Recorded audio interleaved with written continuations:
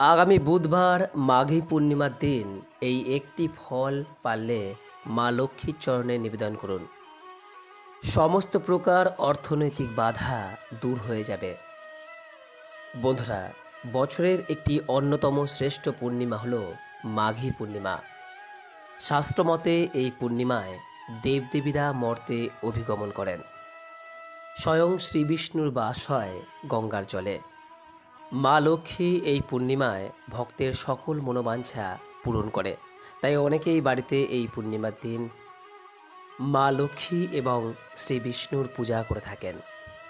বন্ধুরা, বছরের এই অন্যতম শ্রেষ্ঠ পূর্ণিমার সময়সূচি সম্পর্কে ইতিপূর্বেই পূর্বের একটি ভিডিওতে আপনাদের সামনে বিস্তারিত আলোচনা করেছি। ভিডিওটি উপরে আই বাটনে দেওয়া রয়েছে এবং এই ভিডিওর শেষে দেওয়া রয়েছে, প্রয়োজন বোধ হলে দেখে নেবেন। বন্ধুরা, আজ এই ভিডিওর মাধ্যমে আপনাদের সামনে ব্যক্ত করব মাঘী পূর্ণিমার সম্পূর্ণ পূজা বিধি সম্পর্কে, এবং যদি কোনো কারণে আপনি পূজা নাও করতে পারেন সেক্ষেত্রে এই পূর্ণিমার সময়কালে যে কাজটি আমরা সকলেই করতে সক্ষম হব সেই বিষয় নিয়েও আলোচনা করব। আশা করি দর্শক বন্ধুরা এই ভিডিওটি আপনাকে সমৃদ্ধ করবে। নমস্কার দর্শক বন্ধুরা, অমৃত কথা এই চ্যানেলে জানাই আপনাদের সুস্বাগতম। ভারতীয় দর্শন, শাস্ত্র এবং বিভিন্ন দেবদেবীর পূজা অর্চনা পদ্ধতি এই চ্যানেলের মূল আলোচনার বিষয়বস্তু।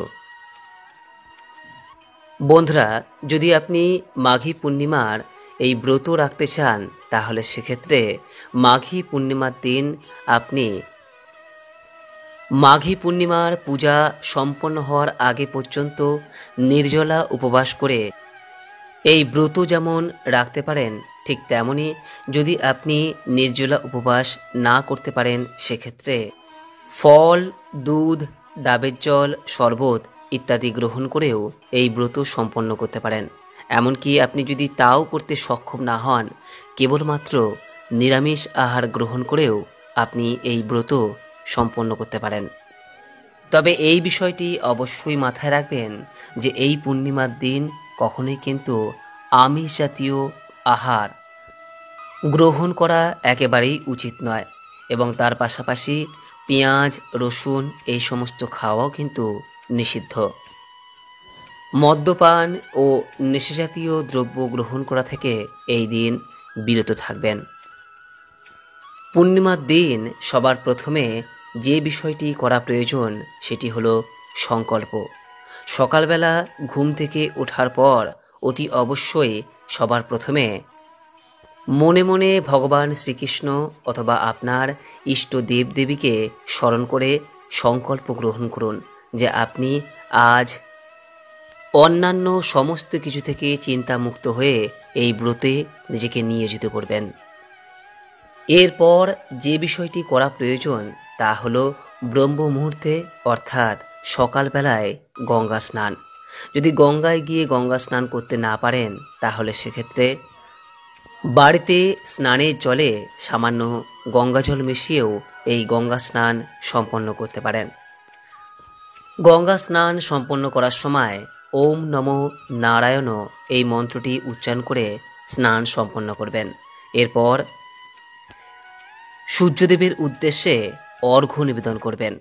অর্ঘ্য হিসেবে বিশুদ্ধ জল, একটি লাল ফুল এবং সম্ভব হলে তাতে সামান্য তিল রেখে পূর্ব দিকে সূর্যের দিকে মুখ করে ওম নমো নারায়ণ এই মন্ত্রটি উচ্চারণের মাধ্যমে সূর্যদেবকে অর্ঘ্য নিবেদন করবেন।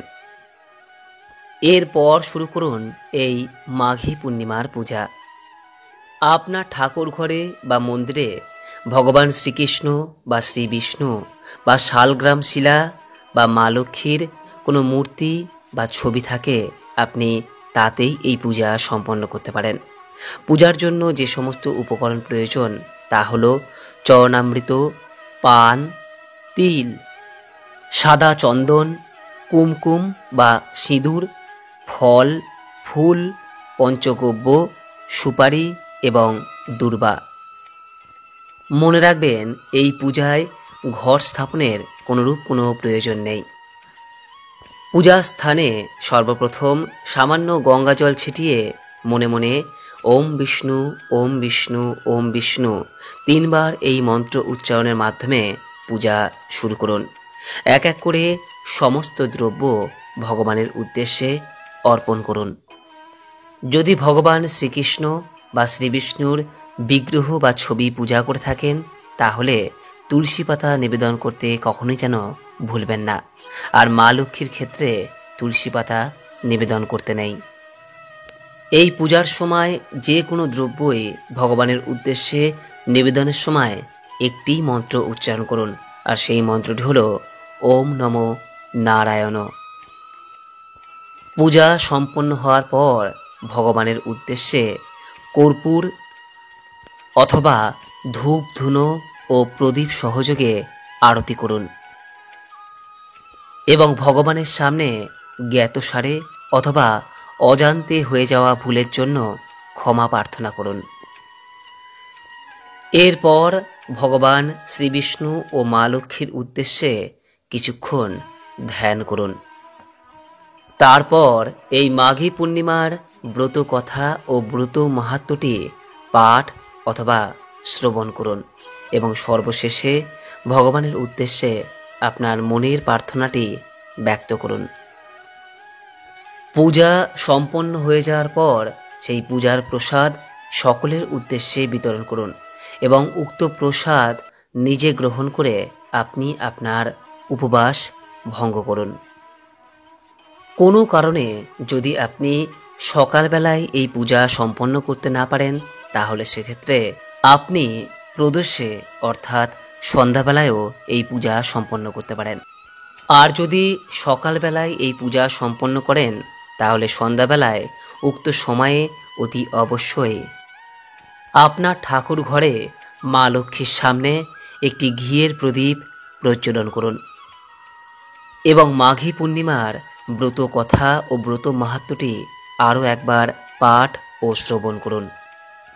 যদি কোনো কারণে আপনি এই ব্রত সম্পন্ন করতে নাও পারেন, তাহলে কেবলমাত্র সন্ধ্যাবেলায় একটি ঘিয়ের প্রদীপ জ্বালিয়ে যদি ব্রত কথা ও ব্রত মাহাত্ম্যটি আপনি পাঠ বা শ্রবণ করতে পারেন, তাতেও এই মাঘী পূর্ণিমার ব্রতের পূর্ণ ফল অনেকাংশে লাভ করা যায়।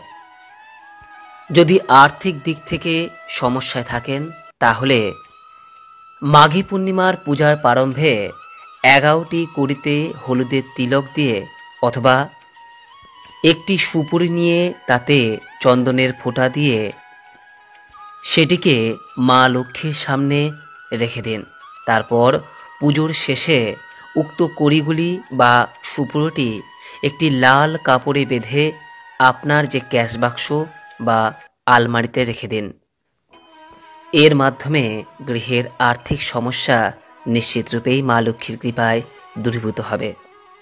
এই দিন চেষ্টা করুন বাড়ির সদর দরজার উপরে হলুদ, সিঁদুর, ঘি একসাথে মিশিয়ে একটি স্বস্তিক চিহ্ন অঙ্কন করতে।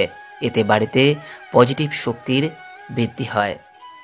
আর হ্যাঁ, মা লক্ষ্মীর উদ্দেশ্যে এই দিন চেষ্টা করুন গঙ্গা জলের সাথে সামান্য মিছরি মিশিয়ে ক্ষীর প্রসাদ হিসেবে নিবেদন করতে এবং এই ক্ষীর প্রসাদটি সন্ধ্যার পর কিছুক্ষণ চাঁদের আলোতে রেখে দিন। তারপর উক্ত প্রসাদটি সকলের উদ্দেশ্যে বিতরণ করুন। এর মাধ্যমে আপনার জন্মকুণ্ডলিতে থাকা সমস্ত প্রকার চন্দ্রদোষ দূর হবে এবং পরিবারে সুখ সমৃদ্ধি বৃদ্ধি পাবে।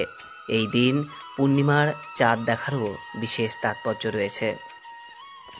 মনে রাখবেন, এই মাঘী পূর্ণিমার দিন কোনো অবস্থাতেই অতিরিক্ত উত্তেজিত এবং আবেগপ্রবণ হয়ে পড়বেন না।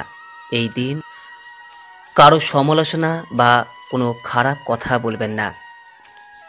নিজের ক্রোধকে এই দিন অবশ্যই নিয়ন্ত্রণে রাখুন। ঝগড়া বিবাদ এই দিন অতি অবশ্যই এড়িয়ে চলুন। এবং যেহেতু এই মাঘী পূর্ণিমা দেবী লক্ষ্মীর উদ্দেশ্যে উৎসর্গ করা হয়, তাই এই দিনে যেন কোনো ধরনের অপরিচ্ছন্নতা গৃহে না থাকে সেই দিকে খেয়াল রাখবেন। আর বাড়িতে আগত কোনো দুস্থ মানুষকে কখনোই এই দিন খালি হাতে ফিরিয়ে দেবেন না। আপনার সাধ্য ও সামর্থ্য অনুযায়ী এই দিন কিছু অবশ্যই দান করুন। মা লক্ষ্মী ও শ্রীহরির আশীর্বাদ আপনার ও আপনার পরিবারের ওপর সদা বর্ষিত হোক, এই কামনা রেখে আজকের মতো ভিডিওটি এখানেই শেষ করলাম। নমস্কার, ধন্যবাদ। ঈশ্বর আপনার মঙ্গল করুক।